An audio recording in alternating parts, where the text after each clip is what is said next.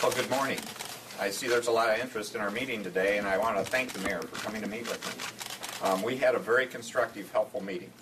I really appreciate the mayor's attitude. This is about solving problems, improving the water situation in Flint, and actually trying to improve all of Flint for the longer term.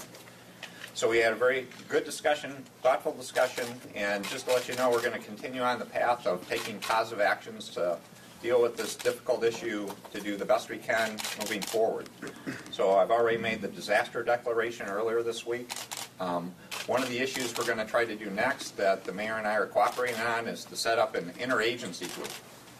That can be a follow-up group to work with the State Emergency Operations Center on how to take actions to take tangible measures to improve the water situation in Flint, both in terms of more testing, more filters, long-term solutions, better follow-up public health care for the affected individuals, looking at education opportunities, how we can do a broad-based suite of services to improve things in Flint for this unfortunate situation that I do apologize for with respect to our role in this issue.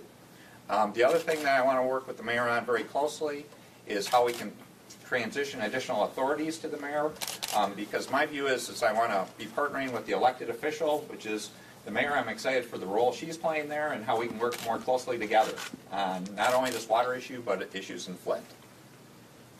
Mayor? Thank you. And we did, the governor has said it, but I do want to add that this has been a very productive, positive meeting. We're excited about what's going to be happening for the city of Flint. We are working together. We're working together to move things forward, and we're going to be putting some things in place. And this is good. This is a great day for the citizens of Flint, and I know they're excited to hear this news. And we're doing this together. This is a partnership, and we're going to be looking at how we move Flint forward. We want to take care of not only the water situation, but just like the governor said, we have other issues that we want to work together on to address for the city of Flint. Drew? Governor, did this become a much more critical or dire situation that you had first originally thought when this was starting to, when the people started complaining and these tests started to come out? Did this just get into a much bigger situation than you anticipated in the beginning? Well, again, this is a situation that no one wished would have ever happened. But it has happened, and we want to be open and honest to say, let's address it proactively. Let's go after the issues, both in terms of solving what damage has been done, but also being proactive to prevent future damage, and then to do good follow-up to say how we can help people that may have had higher lead levels. So this is a very comprehensive approach, and hopefully you can see we're taking this extremely seriously in terms of the declaration this week. The advisory group, I asked to look into it. As each case as they've come forward with recommendations, I think we've acted very promptly in implementing what they've recommended that we do. And now I'm looking forward to a very close partnership with the mayor and the city of Flint, the whole team there, to say how we can do this better together. Because when we work together, and I'm excited about the discussion we had today, by working together we can do things faster and better than we could separately. And that's what the citizens of Flint deserve. Stephanie? Governor, residents in Flint say that they don't trust this office, and quite frankly, they don't trust you. How can you lead this effort? Well, again, I view it as a partnership. I want to partner closely with the mayor, and that's how we can all work together. And again, you have to earn trust. And so that's where this will be a process by showing the steps we're taking to be proactive, to have people on the ground working in collaboration and partnership with city officials and the people of Flint. We want to work closely together to earn the trust of the people of Flint. Mr. Kirchner? Governor, your administration has been called everything over the last several months, from dithering to an obscene failure with your handling of this crisis. You just use the words you want to be open and honest, but yet everything that's coming out of this has to be pulled out through FOIA and other processes. And one of the most interesting emails came out just recently. It was from July, where your chief of staff said people are scared, worried about the health impacts, and basically getting blown off by us.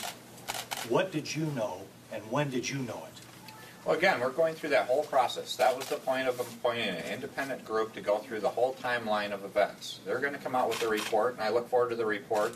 And as I previously said, As they've come out with items they put in their report, we've been very prompt about taking actions in response to what their findings were. You're not answering my question. What Well, I did you answered know your and question. when did you know it today? So again, we're going to do this in a comprehensive fashion, not a piecemeal fashion, and I'm going to let independent people, they're doing fine work, follow through with their work. Bob Maloney's way in the back, Governor. Governor, how much money is realistically available to work on this? That's part one. Part two, why was there so much reluctance to return to the Detroit water system, and do you regret not doing so earlier?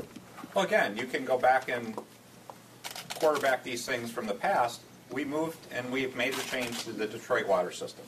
In terms of the amount of money issue, you don't start by saying how much money do you have. You have to start by saying what do you need to do, and that's where we're working in partnership with the mayor and the city to identify what are the most critical areas that we need resources for, and then we'll work to find those resources to make sure we follow up.